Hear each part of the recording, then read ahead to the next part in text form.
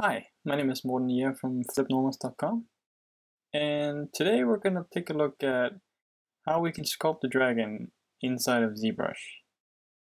And usually when I start out sculpting, I have some sort of reference in mind, and for this little project I made a reference sheet inside of Photoshop, and I just put some pictures together of dragons that I thought looked cool. And I recently went and watched How to Train Your Dragon 2, so I mean this tutorial might just be an excuse to actually sculpt a dragon. And it was supposed to just be a bust, like a bust of a dragon, but yeah, it turned out to be a full dragon. So whenever I start a sculpt, I always try to like keep the form in mind, and that's the great thing about ZBrush. And like right now I'm working with Dynamesh, is that I can just sort of freeform everything and quickly add and subtract stuff without really thinking about topology and really being restricted by all this like technical nonsense. So in the beginning I try to work in the overall shape that I want, and I found a pose of a dragon on my reference sheet that I really liked.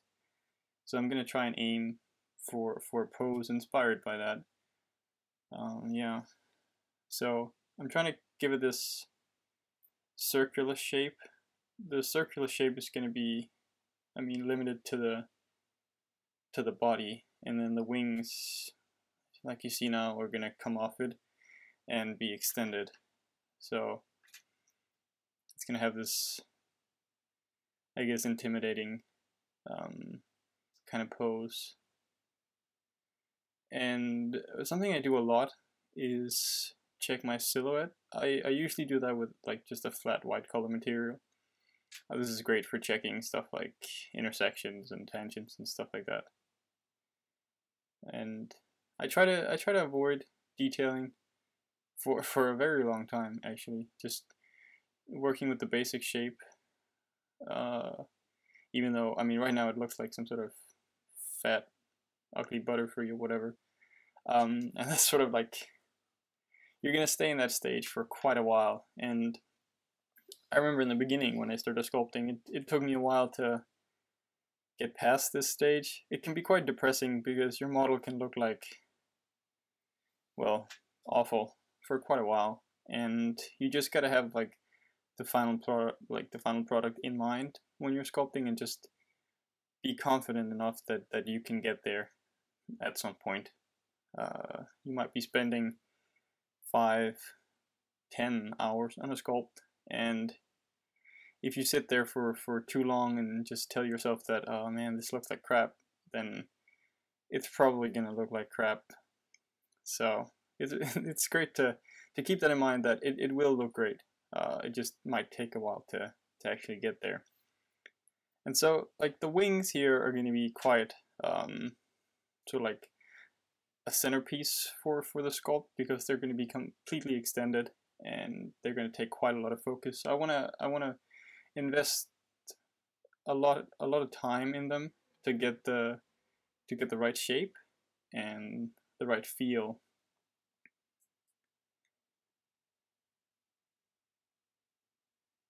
And for some of this stuff, like anatomy wise, you gotta just, I mean, you gotta know some of your creature anatomy and stuff to actually pull this off. And looking at birds or something like bats could be beneficial for this. And again, it's being kept very simple for, I don't know, 2/3 of the actual sculpt. I don't start detailing until very late in the project.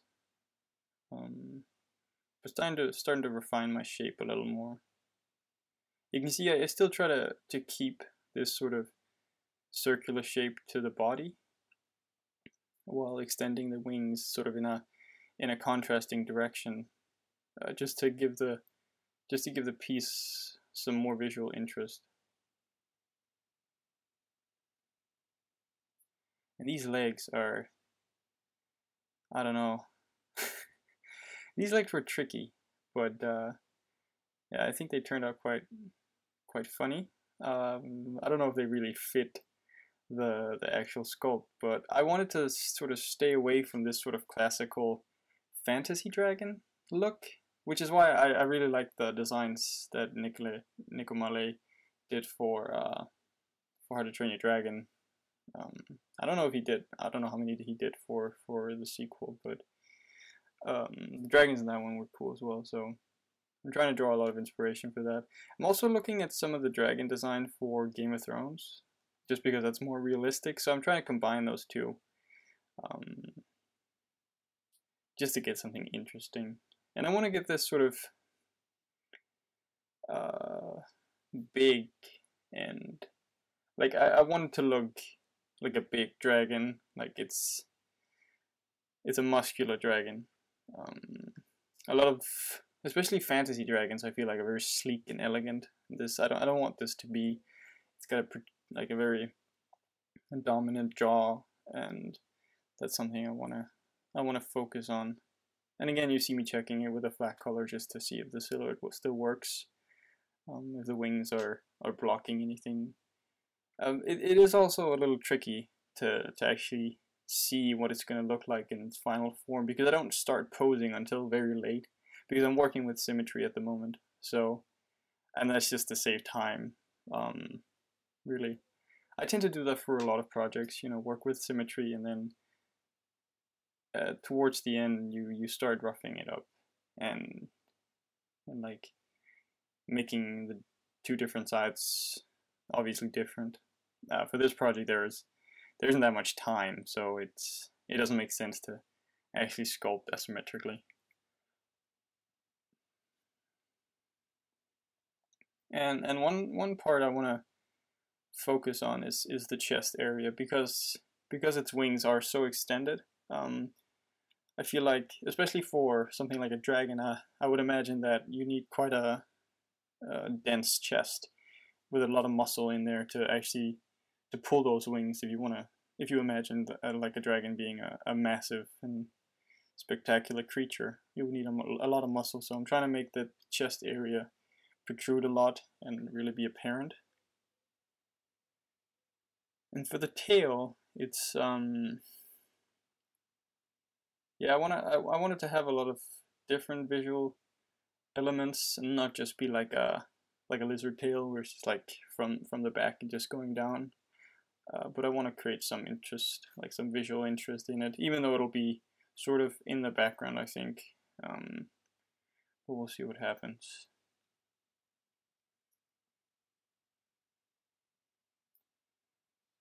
Still trying to preserve the shape, and you can see the shape hasn't changed that much. Like, it's pretty set now, the overall shape that the dragon is going to be, and still not concerning myself too much with details.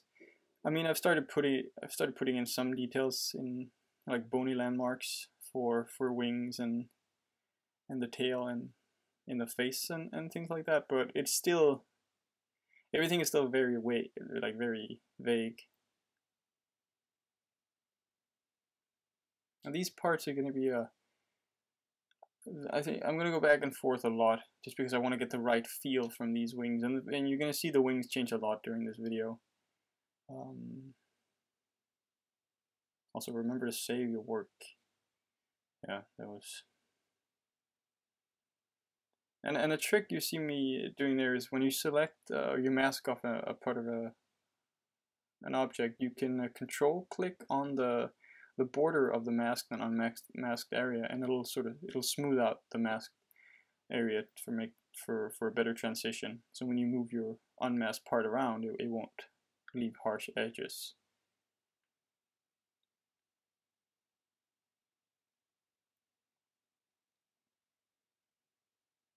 Yeah, and these are the feet that I wasn't too keen on. I mean, I felt like it started to look too much like a duck. So I'll change that in a bit for some more stylized feet, and sort of extend the tail as well. Like if you look at it now, there's not the original shape that I had kind of disappeared because I made the tail a little too short. So I'm trying to play with the proportions of the tail, and also the lower body. Just here we're starting to define where the bones in the wings are going to be. This isn't like sort of set in stone. This is just like a guide for me to know how to shape the wings better. So I mean, I won't be detailing this for a long time.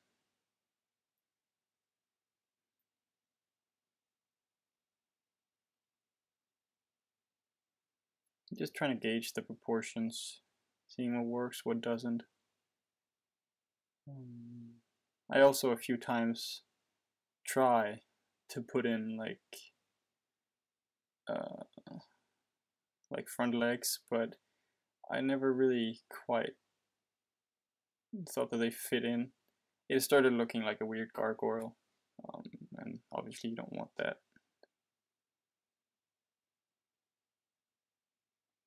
So, and in terms of the face, we're also going to spend some time on the face later, because that's sort of going to be what you look at the most.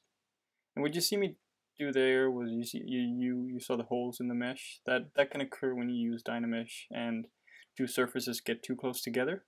So the trick I do for fixing those holes is I use the inflate brush, just inflate it so the mesh sort of intersects again, and then I just remesh it and smooth it out.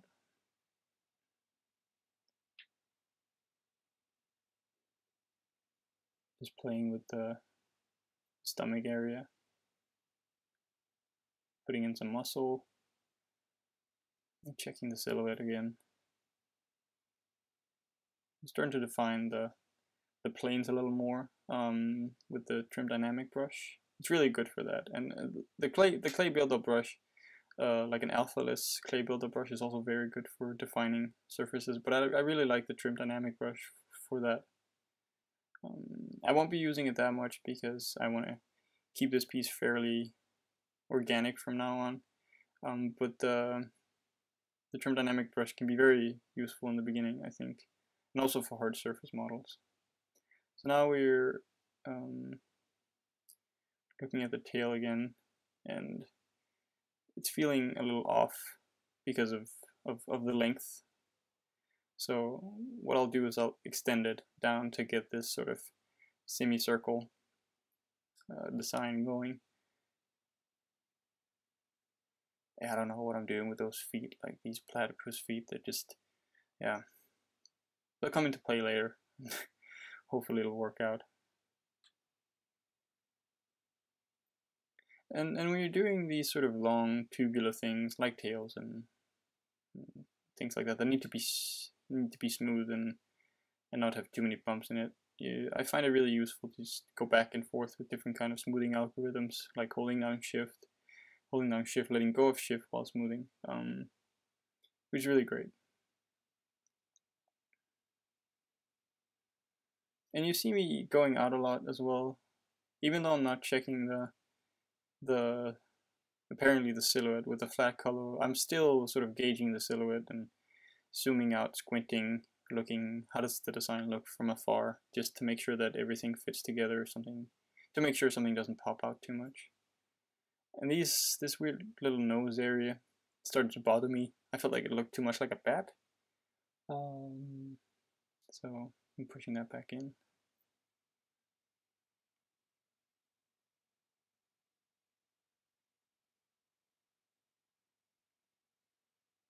And this area of the wing is an interesting one because there needs to be like a bend halfway up between the base, like the shoulder joint, and where the sort of like phalanges of the wings extend. And you'll see me play around with that a little later in the video, trying to figure out how the muscles should attach and stuff.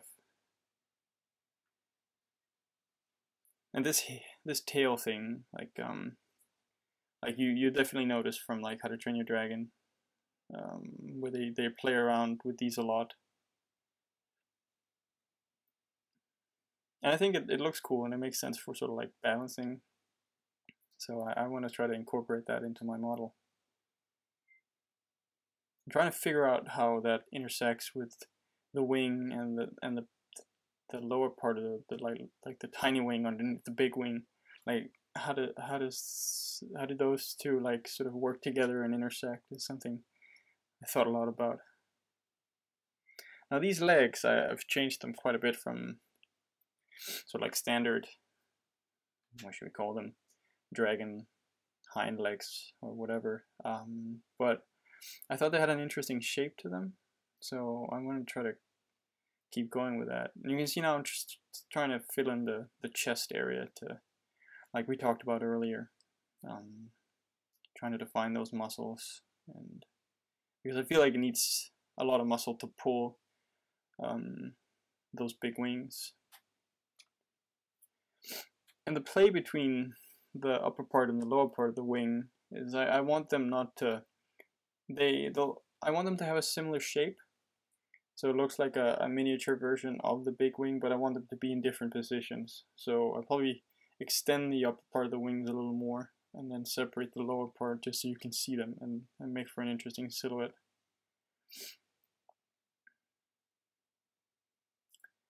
And for the pose, like I'll try to get as close to the final pose like symmetrically as I can, but there'll be a lot of changes once I start going out of symmetry mode. But just so I don't have to change the model too much, because then you need sculptural changes and that just takes more time. And I want to try and play around with sort of the length of the neck and the stature of the sort of the jaw.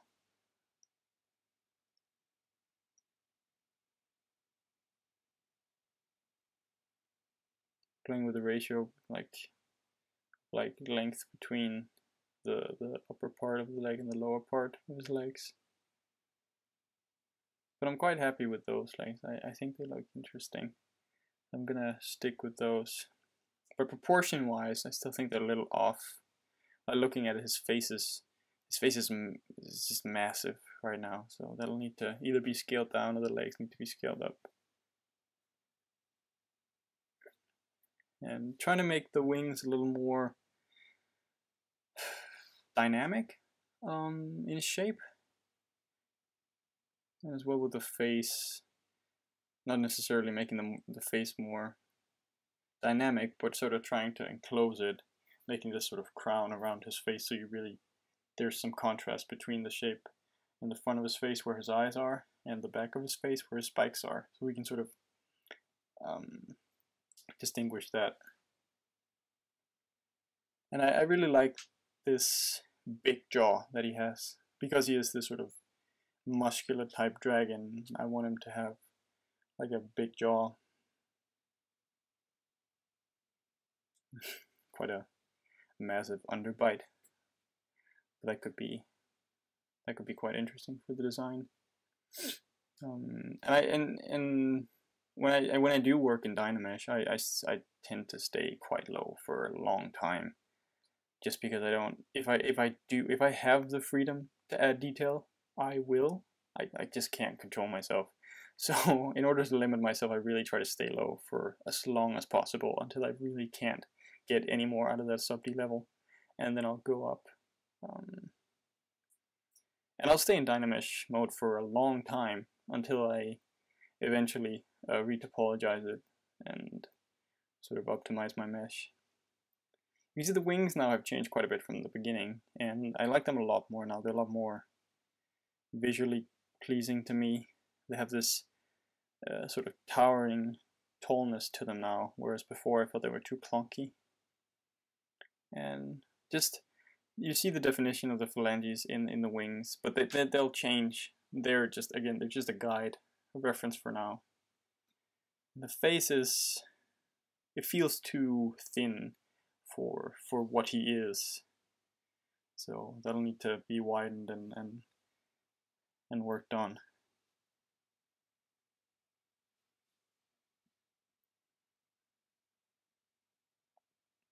And the main brushes that I use throughout this tutorial, and I guess generally, are the clay buildup brush with and without alpha. I tend to use the clay buildup brush with an alpha in the beginning just because it gives me a lot of detail for free. And once I get into actually building more the subtle forms, I'll turn off the alpha because it gives you a nice smoothness to the model. Then I use the move brush like all the time. I think 80% of the time I'm just using the move brush. And then sometimes the move topological, because it's very practical for a mesh with a lot of close things together. And then the Damien standard and standard brush as well are very useful, especially the Damien standard brush for this mesh where you have these, you can make these sort of bony protrusions or scales and just really hard edges. If you invert the brush, like if you hold down Alt while you're using it, you make a peak instead of like a valley, and you can make some really nice and strong shapes with it. You can get almost the same result with the standard brush. I just feel like the Damien standard brush works better for me. But you should definitely experiment with that and just see what you can get at. And at this stage, I guess we're like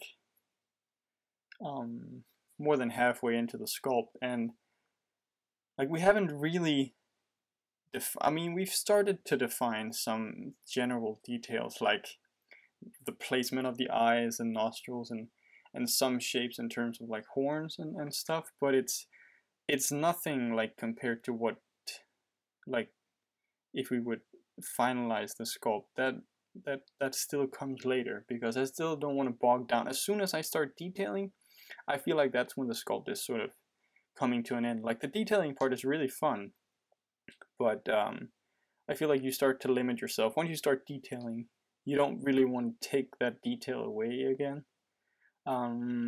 It's like once your paint is dry, you're like, I really like the way that this feels or looks now, but maybe I could change it a little bit, but then you would have to redo your work. And so working on like low-res stuff for a while until you're really satisfied with the design, I feel like helps a lot.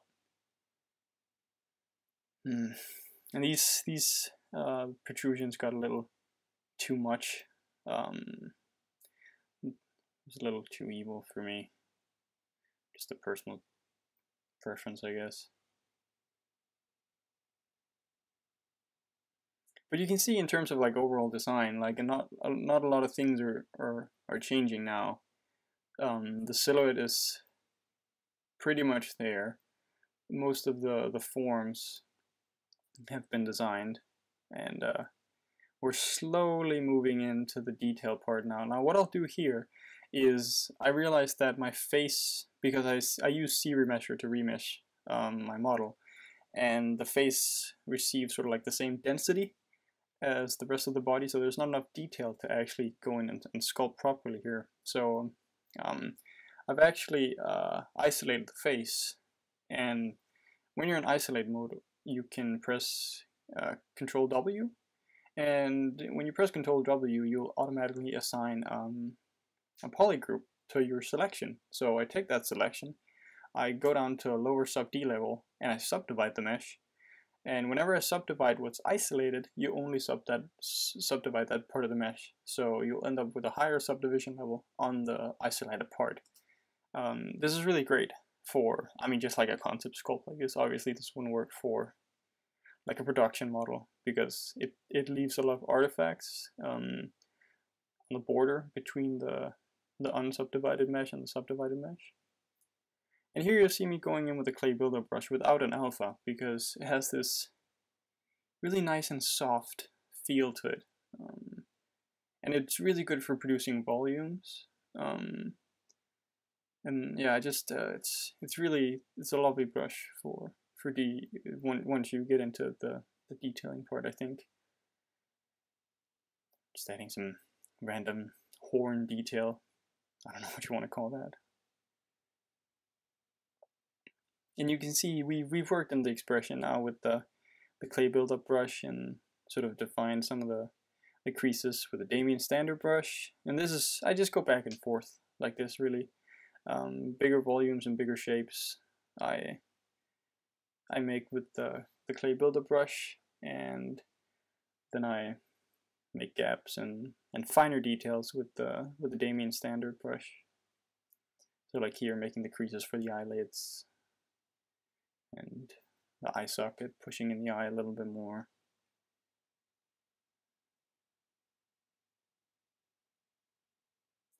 Kind of looks like a rhino. It's like a weird bat, rhino, dragon thing. Oh well. Oh, another brush that's really good for this sort of stuff is the pinch brush. When you have a mouth like this and you want to close it and you can't really go in there with the move topological brush, you just use the pinch brush to sort of like pull the mouth a little closer together. It's also really great for making sharp creases and things like that. I want to define a thicker brow to sort of complement his thicker jaw and his stature, because he is quite wide. And now we actually start getting into sort of like the final detail of it, where we take our time where we place things. These are the phalanges for the lower part of the wing. Right now the wing is still very thick, so I'll go in with the clay buildup brush. I'll just smooth it out quickly, and go in with the clay buildup brush to just roughen up the wing. And generally I don't use the smooth brush too much, because I feel like it tends to destroy my model a little too much. I want to keep some of that random detail that I get from the clay buildup brush in the early parts of the process. So if I do want to smooth out, I tend to use a brush on top, or like subtract some stuff. It takes a little longer, but I think the end result is a lot nicer than if you just go over your model constantly and smooth. I mean, there's something to be said for a very clean model. I'm not saying that. I just I prefer my models not to be like super clean. I like them to have a little bit of bumpiness and roughness in there, sort of like a. I feel like it makes them more real. This sort of perfect Barbie doll kind of polished look. But I mean that's just a personal preference. So.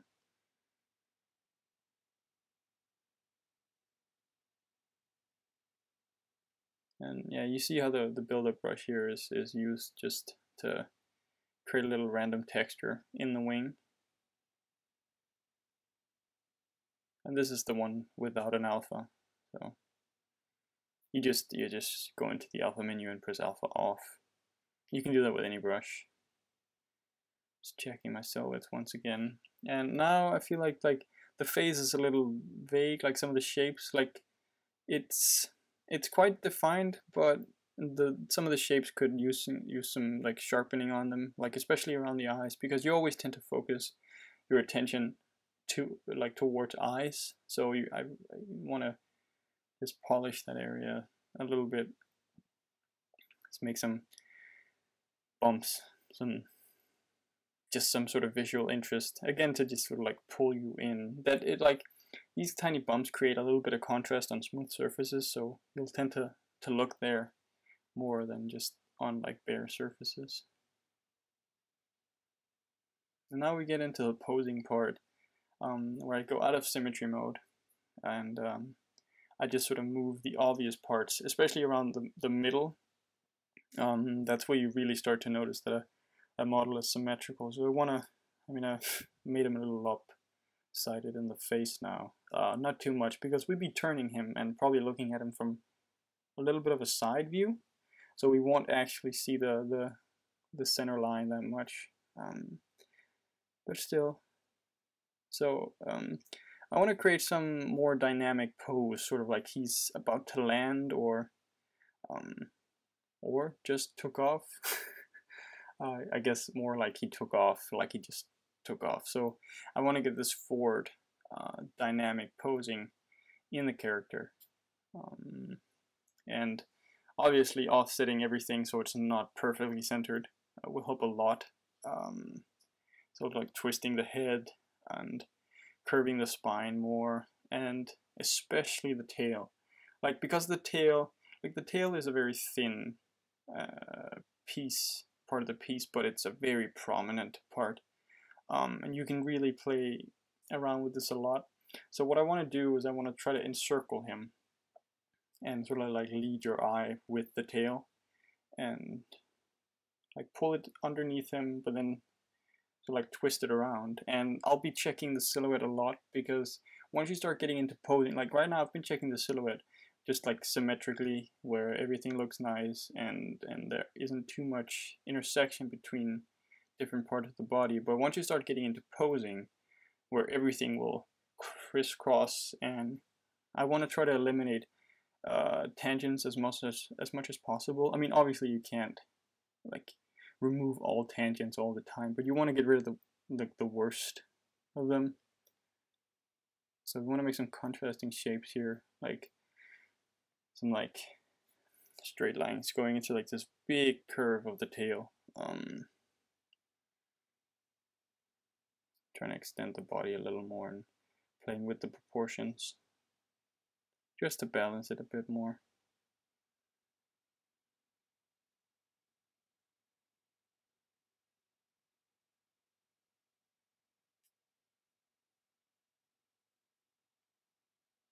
Yeah, checking the silhouette again. Now I'm going to pose the legs, because the legs, like, this guy doesn't have hands. He has wings. He has massive wings for hands. So we want to try and get some sort of gesture into the legs. A very masculine pose there. But yeah, trying to get some sort of dynamic pose into the legs. And I guess it does have some human elements to it, which does make it look kind of freaky. But I think we can try to use that to our advantage to sort of get this like leaping pose that a person would maybe make, but like exaggerate it a little bit more.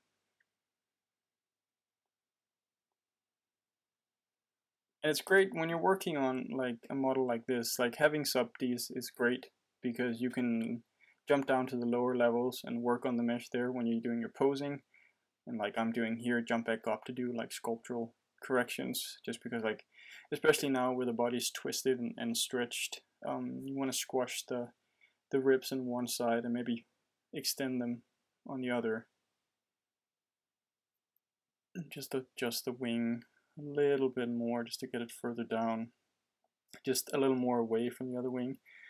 But now there's a slight problem with the lower wing in the back, because now you can't really see the silhouette that well. So I'll try to pull it down a little bit. But that's really like what the last part of the sculpting process is like. It's just fiddling with tiny things. I really think the interesting part is the beginning part, where you're investing a lot more time there in the sculpting and designing, because you want to make everything work together. I mean, there's something to be said for the detailing part, because that's like the icing you put on there, but you want to wait with that, really. Like I said, as soon as you start putting all the details in, that's when you get too attached to your work, and you don't really want to change it after that. Or at least that's my experience.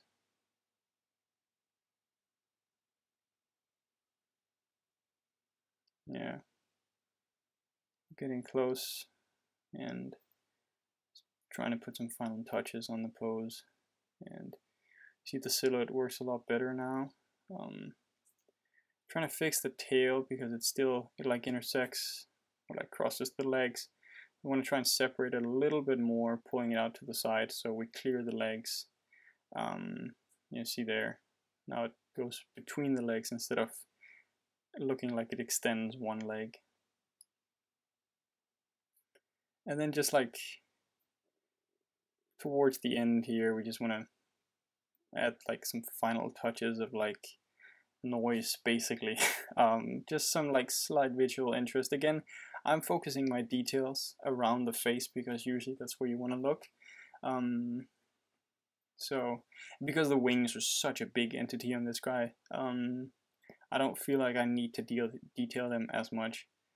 So I want to keep like a balance between visual interest on his face. So there kind of be like two focal points in this piece, where one will be the face, which will be quite small, like overall, and then than the wings. But I'm hoping by creating more visual noise, I guess noise, in the face, you'll try to look at that one as well. And I didn't really have like a alpha handy for scales, so I just used the clay buildup brush where I just like sculpted something quickly and then invert the brush, Damien standard, to outline it. Now this rear part is really annoying me, so like you see it's kind of conflicting with the wing again. So I'll also want to pull this part down just to separate it just a little bit. You can see there it just hits the tip of the wing there. But just to clear it and really make the silhouette perfect at the end here. Yeah, and there we go. That's my dragon sculpt. So I hope you enjoyed this tutorial. And again, like when doing this sort of sculpting, I guess this applies for a lot of things. You don't want to just, I mean, this isn't just a sculpting a dragon tutorial. I hope you can sort of abstract like the concepts that we talked about here and apply those to other pieces that you want to make. Thanks for watching, and I'll see you guys next time.